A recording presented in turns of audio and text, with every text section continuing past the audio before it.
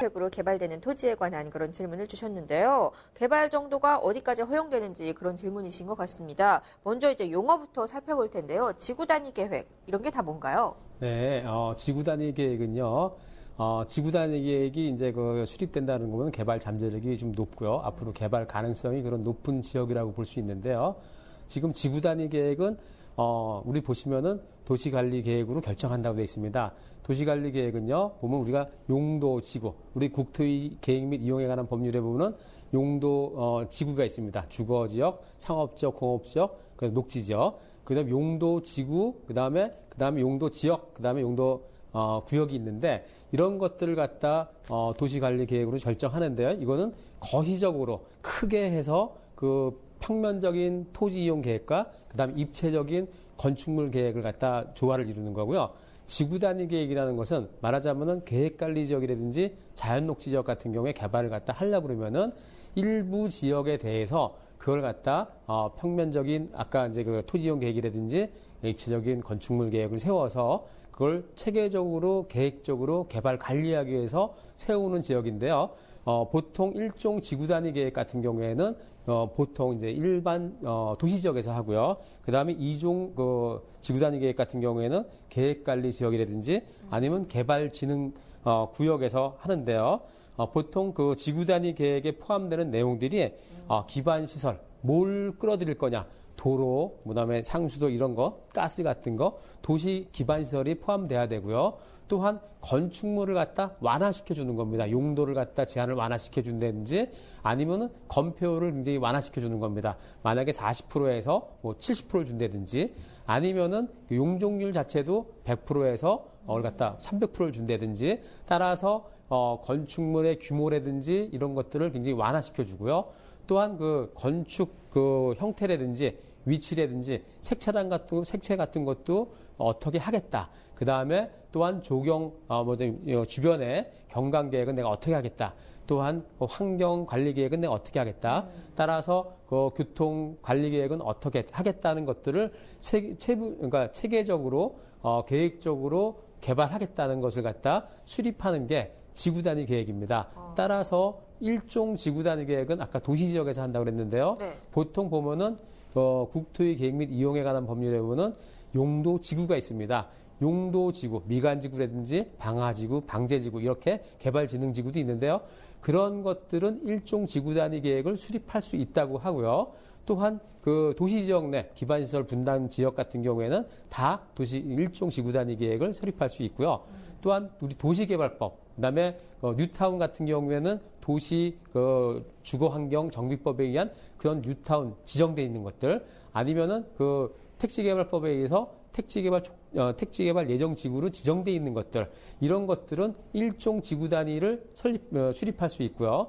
또한 우리가 보통 보면은 용도 구역에서 그러니까 말하자면은 우리 그린벨트 같은 경우에 개발 제한 구역에서 이제 해제가 됐다든지 그러면 거기도 일종 지구 단위 계획을 수립할 수 있고요. 또한 우리가 보면은 시가와 조정 구역이라 그래서 전에는 개발을 한다 안 한다 해갖고 계획을 잡은 게 있습니다. 그런 것도 해제할 때에는 일종 지구 단위 계획을 잡을 수 있고요. 그다음에 자연 공원, 녹지 공간 이런 것들을 갖다 공원을 해제한다고 했을 때도 일종 지구 단위 계획을 수립할 수 있는 거고요. 우리가 보통 보면은 녹지 지역에서 그걸 갖다 주거 지역이라든지 아니면 상업 지역이라든지 공업 지역으로 지역을 변경하는 것도 있습니다. 그것도 일종 지구 단위 계획을 수립할 수가 있고요. 또한 새롭게 계획관리 지역에서 관리 지역에서 그 도시 지역으로 편입되는 게 있을 수 있습니다. 그러면 그걸 체계적으로 계획적으로 개발 관리하기 위해서 수립하는 게 그 일종 지구 단위 계획, 이종 지구 단위 계획입니다. 그러면 우리 시청자분께서 질문 주신 거는 이제 역세권, 특정 개발 진흥지구 이렇게 먼저 문의를 주셨으니까 여기 설명을 보면 이종 지구 단위 계획에 의해서 개발이 되는 건가요? 네. 지금 이제 질문을 주신 분 같은 경우에는 게시판에 올려주신 분은 지금 그 개발 진흥 구역 중에서 특정 개발 진흥 구역인데요. 개발 진흥 구역도요. 국토의 계획 및 이용에 관한 용도 지구 중에 하나입니다. 따라서 개발 진흥 지구는 우리가 주거 개발 진흥 지구가 있고요. 네. 또한 그 산업 개발 진흥 지구가 있습니다. 공업 기능을 개발하기 위해서요. 또한 유통개발진흥지구가 있고요.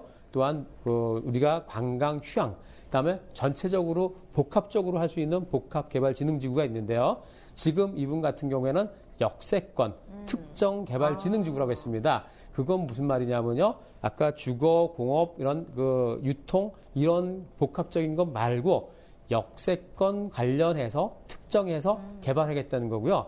우리가 보통 지구 단위 할 때에는 2종 지구 단위에서 가장 저기 하는 게 계획관리 지역에서 용적률이 만약에 이제 100%인데 이걸 갖다 아파트 사업을 하겠을 때에는 10만 제곱미터 이상이 내가 확보를 하면은 지구 단위 계획을 수립해서 아까 용적률을 갖다 상향 조정해서 개발할 수 있는 그러한 좋은 부지입니다. 그러면 잠깐 좀 이해가 되지 않는 게 이제 역세권 특정개발진흥지구인데요. 여기 설명을 보면은 뭐 주거기능, 또 공업기능, 뭐 유통기능, 물류기능, 관광기능 이런 것들 외의 목적으로 개발할 때 이제 그런 특정개발진흥지구가 되는 건데 이런 목적을 빼면은 뭐가 남나요? 사실 역세권 하면은 뭐 환승센터라든가 이런 쪽으로밖에 개발 방향이 생각이 안 나는데. 네, 지금 이제 우리가 역세권에 보면요, 역세권 개발을 보면은 그 지구 단위를 갖다 지정을 해갖고 종합적으로 개발할 수 있습니다. 따라서 그 주변이 계획관리 지역일 수도 있고 아니면은 녹지 지역일 수도 있고요. 여러 가지 지역이 있는데 그거를 갖다 전체를 갖다 계획을 잡아서요. 마스터 플랜 잡아서 층수를 갖다 뭐 50층짜리, 뭐 30층짜리 올라갈 수 있는 그러한 개발을 할 수 있는 겁니다. 그럼 굉장히 큰 규모의 그런 개발이 예상이 되는데요. 그러면 이제 본격적으로 질문에 들어가서 이제 지구 단위 계획 수립 지침에는 이제 뭐 원칙적으로 용도 지역이나 종 세분을 2단계 이상은 불허한다 이렇게 나와 있다고 합니다. 그래서 지금 1종 주거 지역에서 3종 주거 지역으로만 이제 뭐 종 상향이 되고 뭐 상업 지역으로나 뭐 준주거 지역 이렇게는 뭐 변경이 불가능하다 뭐 이렇게 알고 계시는데 이건 어떻습니까? 네, 보통 이제 그 지구 단위 계획을 통해서 하는 거는요. 건물에 대한 입체적으로 그걸 갖다 굉장히 높이는 겁니다. 따라서 건폐율을 갖다 이제 완화시키고요. 그다음에 용적률 자체도 굉장히 많이 받게끔 그래서 규모를 갖다 키우는 건데요. 그러려고 하면은 그 종상향 말하자면 1종 일반 주거지역에서 뭐 3종 일반 주거지역으로 가야지만이 용적률이 높아지니까요. 근데 그건 의미가 없고요.